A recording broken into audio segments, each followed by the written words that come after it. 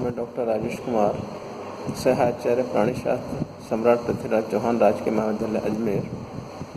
आज हम फर्टिलाइजेशन अर्थात निषेचन के संबंध में चर्चा करेंगे, जो कि बीएससी पार्ट फर्स्ट के थर्ड पेपर डेवलपमेंटल बायोलॉजी के यूनिट फर्स्ट के अंतर्गत थर्ड चैप्टर फर्टिलाइजेशन अर्थात निषेचन haploid male and female gametes के प्रोन्यूक्लियस के फ्यूजन से बने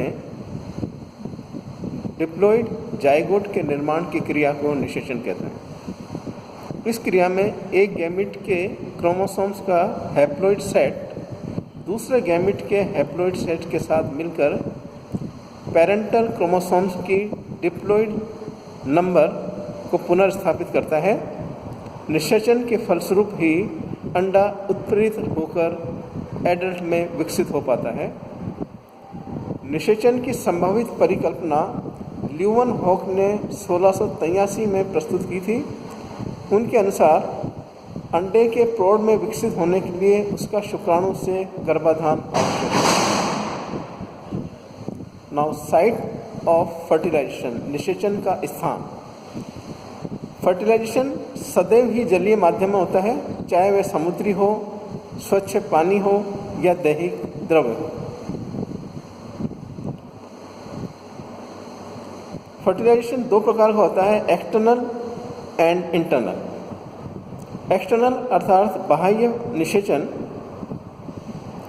जनक जीवों के शरीर के बाहर होने वाले निषेचन को बाह्य निषेचन कहते हैं।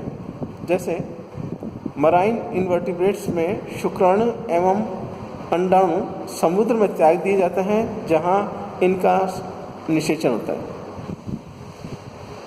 इंटरनल फर्टिलाइजेशन अर्थात आंतरिक निषेचन मराइन इनवर्टिब्रेट के अतिरिक्त अन्य सभी जीवों में मेल व फीमेल गैमेट्स के फ्यूजन के लिए शरीर के अंदर विशेष प्रकार सेक्स ऑर्गन्स का निर्माण होता है। इस प्रकार के जीवों में निषेचन शरीर के अंदर होता है। अधिक विकसित जीवों में अंडाणु का निषेचन तथा इसके पश्चात भ्रूण का विकास मादा के जिनाइटल ट्रैक्ट में संपन्न होता है। नाउ फर्टिलाइजेशन मैकेनिज्म की क्रियाविधि। निषेचन एक विशिष्ट प्रक्रिया है जिसमें एक जाति का शुक्राणु अपनी ही जाति के अंडाणु के अतिरिक्त किसी दूसरी जाति के अंडाणु से निषेचन नहीं करता। अंडे से फर्टिलाइजिन नामक हार्मोन उत्पन्न होता है, जो अपनी ही जाति के शुक्राणु को तो आकर्षित करता है, किंतु दूसरी जाति के शुक्राणु को प्रत्याकर्षित करता है। निषेचन की क्रिया को 4 स्टेप्स में बांटा जा सकता है। First, movement of sperm towards ovum. Second, penetration of sperm into ovum. Third, fusion of 2 gametic nuclei. And fourth, changes in the periphery of egg. Now, first step of fertilization, that is movement of sperm towards ovum, अर्थात शुक्राणु का अंडाणु की ओर परिचालन। निषेचन के समय शुक्राणु अंडाणु द्वारा आकर्षित होता है। अंडाणु से फर्टिलाइजिन नामक एक प्रकार का प्रोटीन स्रावित होता है, जो शुक्राणुओं को अपनी ओर आकर्षित करता है। फर्टिलाइजिन शुक्राणु की सतह पर स्थित एंटी फर्टिलाइजिन से क्रिया करता है और शुक्राणु को अंड झिल्ली से चिपकने में सहायता प्रदान करता है। शुक्राणु कुछ लाइटिक सब्सटेंसेस को घोलकर शुक्राणु के लिए मार्ग बनाते हैं। ये एक्रोसोम द्वारा उत्पन्न होते हैं। अधिकांश जीवों में शुक्राणु पूंछ द्वारा परिचालन करते हैं। Second step, penetration of sperm into ovum, और वी कैन से इंसीमिनेशन। शुक्राणु के अंडाणु से जुड़ने पर निषेचन की मुख्य क्रिया प्रारंभ होती है। हेड द्वारा अंड की सतह से टकराने वाले शुक्राणु ही अंडाणु से चिपकते हैं। प्रथम शुक्राणु के अंडाणु के संपर्क में आते ही अंडे पर निर्मित निषेचन झिल्ली सतह से ऊपर उठ जाती है। शुक्राणु के संपर्क में आते ही अंडाणु से एक प्रकार का द्रव स्रावित होकर अंडे की सतह के बीच एकत्रित हो जाता है तथा अंडे के संपर्क में आया हुआ शुक्राणु इसमें फंस जाता है। इस प्रकार केवल एक शुक्राणु ही अंडाणु तक पहुंचने में समर्थ होता है। शुक्राणु के एक्रोसोम से स्रावित पाचक एंजाइम अंडाणु को आच्छादित करने वाली फॉलिकल सेल की परत को घोलकर एक पथ या रूट बनाते हैं। अंडाणु में शुक्राणु के प्रवेश के संबंध में दो परिकल्पनाएं प्रचलित हैं। पहला है शुक्राणु अंडे को भेदकर इसमें प्रवेश करता है और दूसरा आधुनिक मतानुसार अंडाणु शुक्राणु का अभिग्रहण करके इसे फंसा लेता है। अंडाणु में इसके वर्धन काल की विभिन्न अवस्थाओं में शुक्राणु का प्रवेश हो सकता है, जैसे पोलर बॉडी के निर्माण के समय पूर्व, पोलर बॉडी के निर्माण के समय या इसके बनने के पश्चात। किंतु विभिन्न जातियों के प्राणियों में इसके प्रवेश का समय भिन्न भिन्न होता है। प्राय शुक्राणु अंडाणु में उस समय प्रवेश करता है जब वह फर्स्ट पोलर बॉडी के अलग होने के पश्चात रेस्टिंग फेज में होता है, अर्थात सुप्त अवस्था में होता है, तथा सेकेंड पोलर बॉडी शुक्राणु के प्रवेश के तुरंत बाद अलग हो जाती है। शुक्राणु के प्रवेश मात्र से ही अंडाणु के साइटोप्लाज्म में अनेक परिवर्तन प्रारंभ हो जाते हैं। Third step, fusion of two gametic nuclei और एम्फीमिक्सिस। दो युग्मक पूर्व केंद्रों का संलयन। अंडाणु में शुक्राणु के प्रवेश करने पर इसमें एक सेंट्रियोल तथा एक शुक्राणु प्रोन्यूक्लियस पहुंच जाते हैं। शुक्राणु के मध्य भाग का सेंट्रियोल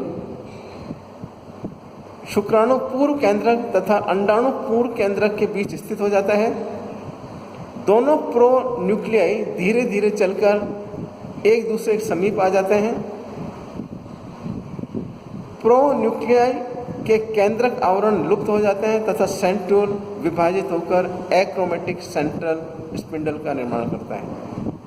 तत्पश्चात अंडाणु एवं शुक्राणु के क्रोमोसोम्स मध्यवर्ती रेखा पर एक दूसरे के समीप आ जाते हैं।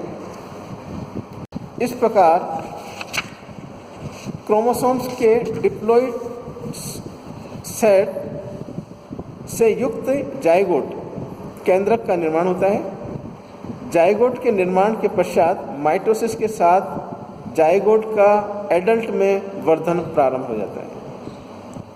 Fourth step of fertilisation, that is changes in the periphery of egg. अंडे की परिधि में परिवर्तन। जैसे ही शुक्राणु अंडाणु के संपर्क में आता है, इसके एक्रोसोम भाग में परिवर्तन शुरू हो जाते हैं तथा अंडाणु के परिधीय भाग में भी परिवर्तन प्रारंभ हो जाते हैं। अंडाणु के प्रीविटेलाइन स्पेस में पेरिफेरल ग्रेन्यूल्स उपस्थित होती हैं। हाइलाइन मटेरियल से भरे हुए पेपिला के समान क्षेत्र विकसित हो जाते हैं। यह अंडाणु के चारों ओर एक नई सतह बनाते हैं जिसे हाइलाइन लेयर कहते हैं, जो प्रारंभ में पतली होती है तथा कुछ समय बाद अंडे की सतह से ऊपर उठ जाती है। Now significance of fertilisation.